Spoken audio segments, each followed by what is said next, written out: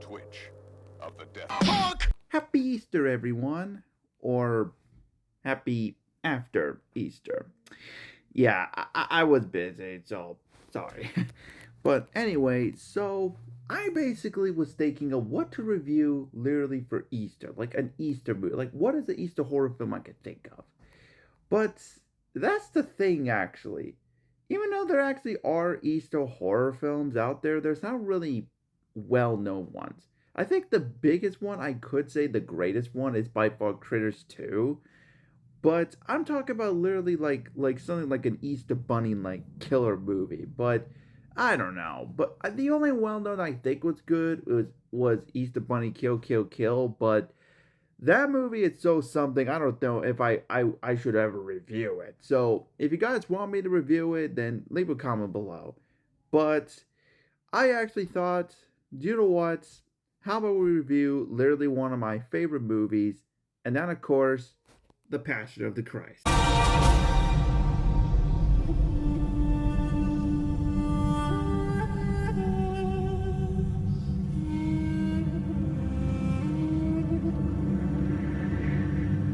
Now I know you guys are you're gonna say, Colton, this is not a horror movie, but in a way, it kind of is. Well, the plot is basically, well, simple. It's basically about the last 12 hours of Jesus' life, literally through the Thursday, night through, well, the crucifixion.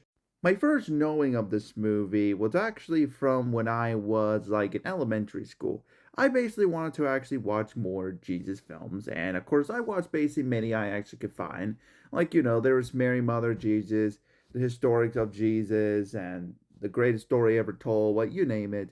But then I remember when I was scrolling to Netflix, like this was basically during the time when Netflix you can literally rent out a film. I remember basically seeing this cover, this literal poster of Jesus bleeding, dead and dead with the crown of thorns, and the title says the Pastor of the Christ. And then I read the rating. I was like, wait, rated R? Like, what in the world? And I eventually watched it like later, and I'm gonna say, yeah, this film's a lot. Now, like I said, I know you guys are basically think I'm calling crazy that this movie is literally, a horror movie, which you people are saying that it's not. But reality, when you watch it, it kind of actually is. Glala! Senkol! Hand! Khalil! Khalil! Kidra! Khalil! Kidra! Kul Kidra! Khalil! Khalil! Khalil! Khalil! Khalil! Khalil! Khalil!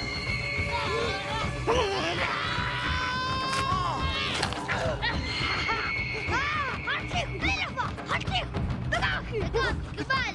بقاك! بقاك! Especially this movie gave us one of the creepiest Satans ever.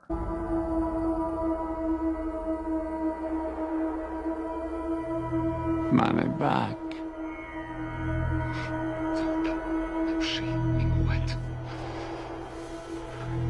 Man,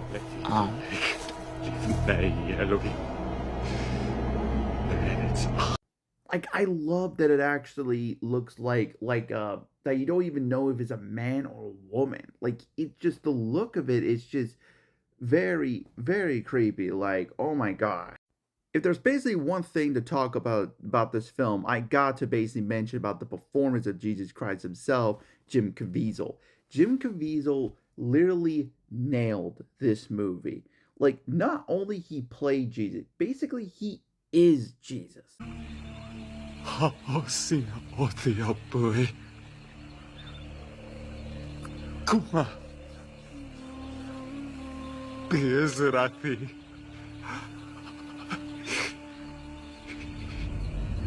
Shabreni mereshetashe. Tomanu alai. And a matter of fact, the time when he was actually filming this movie, he was in the exact same age that Jesus, was when he was crucified. Now, if you actually do know, actually, the Passion of the Christ, and not just that Jim Caviezel in this film, then you definitely do know that his experience in this film is insane. One day, we were doing the flagellation scene, and one of the Roman guards struck and missed and hit my back on accident. I couldn't even breathe. The wind got knocked out of me. The pain was so horrific. I thought, okay, that won't happen again. And we went on, and he missed, and I ripped my hands out of the chains, ripped them out, and screamed. And I had this huge welt mark that, I mean, full-on scourge right on my back. And basically they took that and said, oh, okay, well, let's just match this, and they based it off that scourge. But every stage of the way, one day I was carrying the cross, and I was supposed to fall, and the Roman guard was supposed to catch the cross. He missed it, and the thing just crushed my head like a melon. Blood coming out of my mouth. Part of it is the fake blood, but part of it's the real blood, because it took like a month to heal. It was like someone hauled off and punched you, and your teeth just cut up against your gums. Yeah, he literally got hit by one of the whips. He literally basically, got his head hurt while carrying the cross and everything. And not only that, he literally got struck by lightning twice. Once when he was filming the mountain scene, and the other when he was on the cross. Jim? Oh, he suffered up there. He really suffered. I mean, it was freezing out there. He was up on this thing. His arm was he had trouble with a bad shoulder. It was all ripped out. And he never complained much. Yeah, I was so shocked basically finding out about this. It's like, oh my gosh. That is crazy.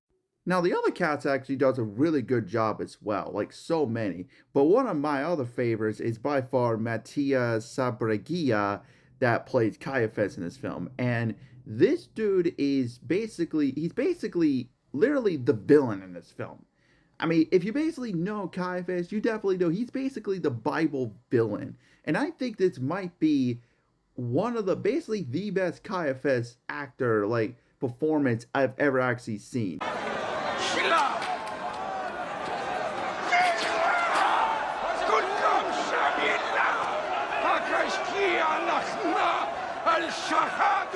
Hula Meshiacha, Urame, Uchalel. Shedzi Baraba. Amart Ticharus Bet Kadish, Watipne Leptlat Yomin, Lekael Maret Min Salva. And who? Meshiacha. Ana Amar. Yerudhu min salva dinakadze wa nehahamin. Now, this movie definitely did spawn some controversies. In fact, some guy actually called this movie the Jesus Chainsaw Massacre, which I find it very ridiculous. And I think some dude basically called this movie a torture porn or something. And yeah, this movie was all over the place. Basically all over, it was everywhere. Family Guy parody it, South Park parody it, literally, this movie was literally huge. And a matter of fact, it was at the time one of the highest grossing rated R films ever. Until Deadpool Wolverine came out 20 years later, by the way, and literally took that throne. But not saying in a bad way, because, come on. Who doesn't like Deadpool Wolverine? This movie rules. But still, this movie actually is still one of the highest grossing rated R films ever. And here's another fun fact. Mel Gibson tried to make this movie PG-13 in 2005 by re-editing the more violent parts. And that failed miserably, and when that movie was released in 2005, it was still declared to be rated R. And I can't blame why, because literally removing basically those scenes, it's very impossible. It's very impossible to do. But yeah, this movie is definitely not really for everyone, because this movie is definitely sad. It's literally sad, especially seeing what Jesus went through. It is just very heartbreaking. Lahi!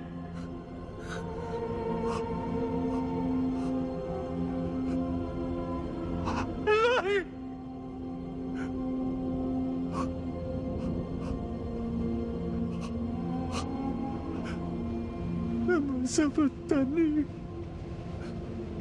The Passion of the Christ to me is literally one of the greatest movies ever made. This movie definitely depicts the realness of what Jesus went through in this film.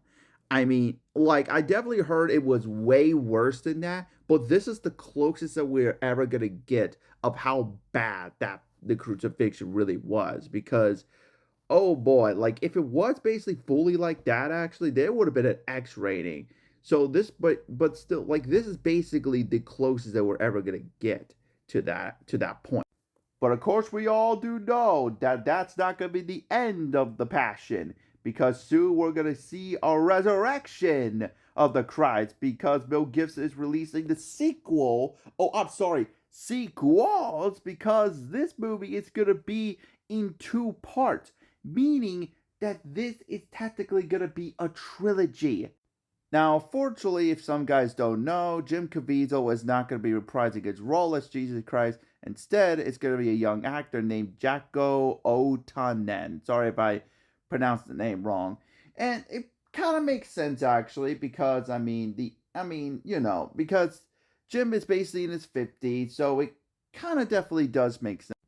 Even though that the actor that actually plays Jesus Christ in literally one of the greatest television show of all time, The Chosen, literally in his late 50s right now, and he's still playing Jesus, with season 6 coming out this November.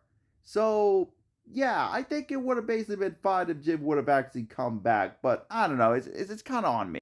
And speaking about the Chosen, I actually found out about this, but apparently they actually filmed the crucifixion scene for season 6 at the same location that they filmed the crucifixion scenes in the Passion of the Christ. Like that's crazy. This might be the first time ever that they filmed literally that a Jesus adaptation was filming, in a location that was basically part of another Jesus movie, aka, well, the Passion of the Christ. So yeah, definitely check out this movie whenever you can. It's not on Netflix anymore, sadly, but yeah. So this movie, it's a great film. Definitely check it out if you definitely want to. And like I said, it's definitely not for everyone. But yeah, so God bless everyone. This is Colton signing out.